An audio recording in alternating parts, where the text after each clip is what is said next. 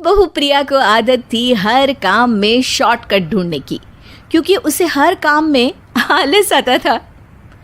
अरे यार, दूध गर्म कर दो ना।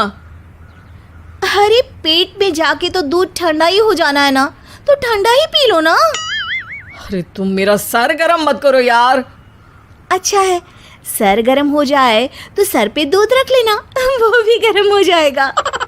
एक बात बताओ, तुम इतनी आलसी क्यों हो? अरे बोलो ना, इतनी आलसी क्यों हो?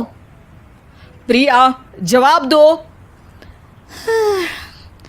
जवाब देने में आलस आ रहा है। पति वहां से उठ के बड़बड़ाते हुए खुद दूध गर्म करने चला जाता है और प्रिया अपनी आंखें बंद करके सोफे पर लेट जाती है। प्रिया की इस आदत का घर वाले सबको पता तो था ही, अब तो बाहर वाले भी उसको आलसी बोलने लगे थे। अरे बहू सुन ना, एक गुड न्यूज़ है। क्या माँ जी, आप सब कुछ मेरे नाम करने वाली हैं क्या? अरे बस तेरा दिमाग पैसों में ही लगा रहता है। माँ जी, आपको तो पता है कि मैं गांधी जी की कितनी बड़ी फैन हूँ, और गांधी जी तो नोट पे ही मिलते हैं ना, इसलिए पैसों के अलावा कहीं दिमाग ही नहीं रहता। वैसे गुड न्यूज़ क्या है? अरे गुड न्यूज़ ये है कि मेरी कुछ सहेलियां आने वाली है। हैं? ये भी कोई गुड न्यूज़ है क्या? जब भी आपकी सहेलियां आती हैं, मेरे किसी न किसी काम में खोट निकाल की जाती हैं। हमेशा कोई कमी दिखी जाती है उनको मेरे काम में, और मुझे आलसी बोलते हैं वो लोग। अरे तो ऐसा समझ कि आज तेरे पास मौका है उनकी नजरों में अच्छा इम्प्रेशन जमाने का। कैसे कैसे? उनके लिए खाने की इतनी स्वादिष्ट चीजें बना कि वे उंगलियां चाटती रह जाए। माँ जी, ये तो आप मुझे नया काम पकड़ा रही हो। अरे मेरी सहेलियों से तारीफ पानी है कि नहीं? हाँ, पानी तो है। तो बस जाओ, बन जाओ बावर्ची, लगाओ तड़का, कल शाम को आएंगी वो। अगले दिन सास सुबह से घर के बाहर अपनी सहेलियों के पास चली जाती है, और शाम को सब प्रिया के हाथ का खाना खाने घर आते हैं। आज देखते हैं कि प्रिया बनाती क्या है। हाँ हाँ, पिछली बार हमने बोला कुछ हल्का खाएंगे तो पापड़ फ्राई करके ला दिए थे बस। हाँ, और उसके पहले जब आए थे और बोला था कि भारी खाना खाना है तो तरबूज काट कर ले आई थी। बोल रही थी तरबूज भारी होता है ना। अरे बस भी करो, इतनी बुरी नहीं है मेरी बहू। तभी बहू वहाँ खाना लेकर आती है। पनीर कोफ्ता, भिंडी मसाला, शाही मसाला, दाल, डबल तड़का, लच्छा पराठा, मिस्सी रोटी। अरे बस बस बहू, इतना सारा खाना। अरे अभी तो और भी है, फ्राइड राइस भी है अभी तो आपके लिए, और हाँ, अरे सूप लाना तो भूल ही गई मैं। अरे लगता है पिछली बार की कमी आज पूरी कर ही देगी बहू। हाँ हाँ, आप खाइए तो। हाँ, खाएंगे तो सही, इतना खाना बना तो दिया है, अब देखना भी तो पड़ेगा ना कि बना कैसा है। हाँ हाँ, लगा ले भोग खुद को। खाना चखते ही तीनों सहेलियां प्रिया की वाहवाही करने लगती है। अरे शानदार, जबरदस्त, जिंदाबाद, मजे आ गए प्रिया।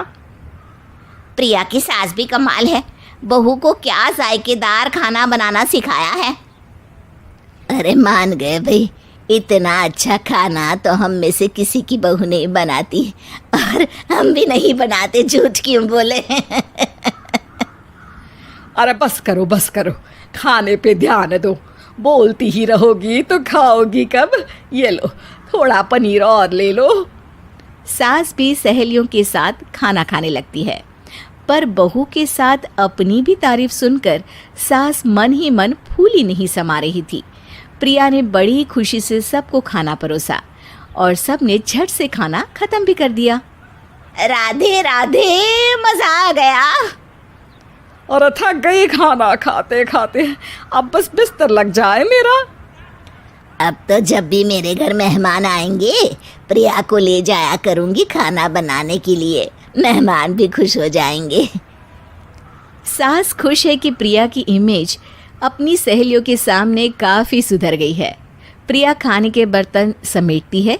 इतने में तीनों सहेलियां हाथ धोने किचन में चली जाती है। तभी एक सहेली देखती है कि किचन स्टैंड पर कागज़ पड़ा हुआ है। वो सोचती है कि कागज़ को डस्टबिन में डाल दे। जैसे ही वो उसे उठाती है तो देखती ही रह जाती है। दरअसल वो एक बिल है जिसमें वो सारी चीज़ें लिखी है जो उन्होंने अभी अभी खाई है। वो चुपचाप बिल उठाकर बाहर आ जाती है और उसके पीछे बाकी दो सहेलियां भी आती हैं। प्रिया, खाना अच्छा बनाया था, सच कहूँ तो बहुत अच्छा बनाया था। थैंक यू, बहुत अच्छा लगा सुन के। हाँ, पर जिसने बनाया वो इतनी तारीफ सुनता तो उसे और भी अच्छा लगता। क्या मतलब? ये बिल देखो, तुम्हारी बहू ने ऑनलाइन ऑर्डर किया था खाना। अरे तारीख तो आज की ही है ना? हाँ, आज की ही है। प्रिया, ये सब सही है क्या? प्रिया अपना सर झुका लेती है। सास सब समझ जाती है कि बहू की चोरी पकड़ी गई है। इतना भी आलस अच्छा नहीं प्रिया। अरे बता ही देती कि बाहर का खाना है, मैं बाहर का खाना खाती नहीं हूँ। तीनों सहेलियां वहां से जा रही होती है कि तभी उनमें से एक मुड़कर कहती है, अब ये तो बताओ कि खाने की रेटिंग बहू को दे या डिलीवर करने वाले को। प्रिया समझ जाती है कि शॉर्टकट लेने की वजह से उसके साथ सास को भी ये बेइज्जती झेलनी पड़ी और वो कसम खाती है कि अब से शॉर्टकट से नहीं, मेहनत से काम करेगी।